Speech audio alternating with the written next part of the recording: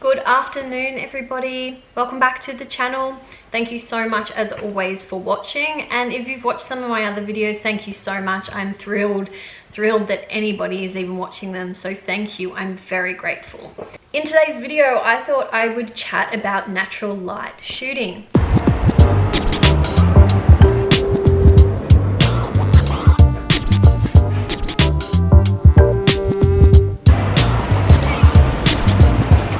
I began shooting street style as a photographer, so obviously that's out and about, in and amongst natural light.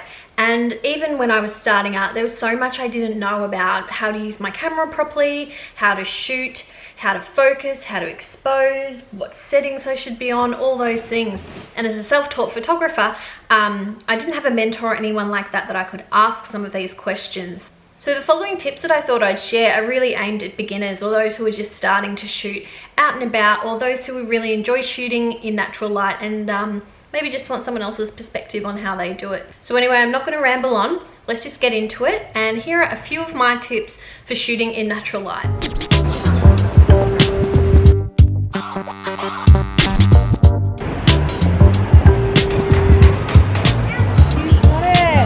That's got to be a record for how So the first tip that I want to share with you guys is super important, is understanding or knowing where the sun, if you're using that as your main light source, is going to be at different points of the day depending on where you're going to be shooting. It is super important for knowing how hard or what quality of light you'll be achieving. If you prefer something a little bit golden, a little bit softer, your shadows longer, you'd want to shoot early morning or early evening. That's basically golden hour. That's when most photographers really enjoy shooting. The middle of the day, however, that's often when I'm shooting. The sun is the highest in the sky at this point, so you often find that your shadows are going to be quite strong, quite contrasty, and quite dark. This can be amazing for a creative effect, and if you really can harness how to use shadows to enhance your composition, it can be great. However, if you are new, understanding that harsh shadows, particularly on a talent's face, under their eyes, or anything where the light's casting a really hard down shadow straight overhead, can be really unflattering. So I would avoid that if you're not too confident with dealing with hard shadows as yet. But understanding where exactly the sun's going to be, download an app. I think there's one called Sun Tracker, and you can actually check at different points of the day the angle of the sun and where it's going to be in relation to your location. This will really help you be prepared when you get on set to shoot and you're not stuck thinking about how to problem solve really hard shadows. Okay, so my second tip for shooting in natural light is to consider and play with the angle at which your light is coming from.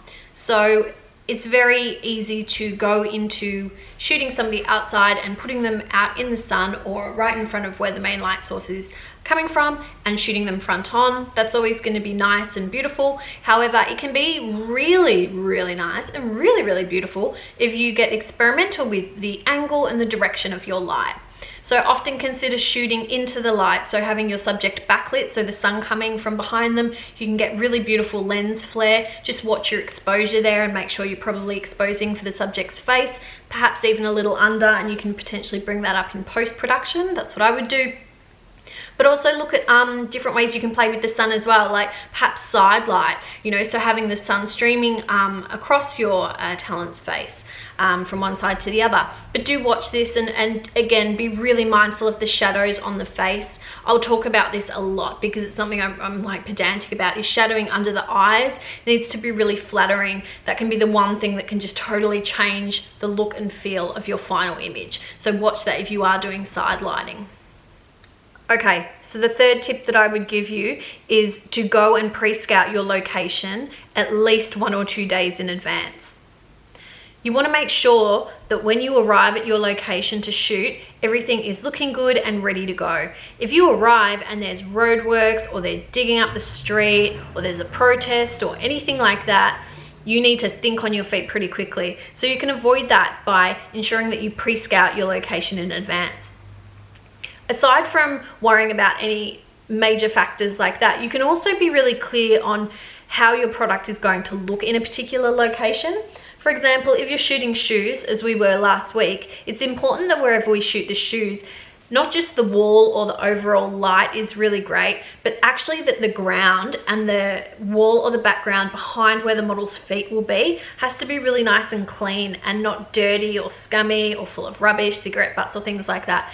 Because if that's the case, you're going to absolutely hate yourself when it comes to post-production and retouching. So another really good reason to scout your location in advance is to make sure that you know exactly where you're going to be shooting and that your product is going to look schmick there. Don't shoot on auto. Cameras these days are amazing and they're very intuitive and very technologically advanced, I think that's right, I said that right. However, they're not imperfect, and shooting on auto is often imperfect. Yes, it might be quick and easy and you won't have to think about it, but you'll often find that the exposure is just not quite right or not what you were hoping for. So definitely try and start on aperture priority. It's a really good place to start. This means that you select the aperture, and the aperture basically will decide how much blur you're going to have in your background. It also will determine how much of your subject is in focus or how much of the shot is in focus. This is a really good way to start if you are beginning and you're not quite sure how to understand your settings as yet. I do, however, recommend putting a little bit of time aside to really understand how your shutter, aperture, and your ISO all actually help each other and all contribute to a really great and even and correct exposure. If you can understand that, that's the hardest part done. Okay guys, the final thing I want to say in regards to natural light shooting is to consider, one, looking up the Sunny 16 rule and becoming familiar with that. It's a really good backup. The other thing you need to think about is your shutter speed. So while I've just said shooting on aperture priority is ideal, which it definitely is, if you're still getting blurry images or you're concerned that your subject is not in focus, then you need to look at your shutter.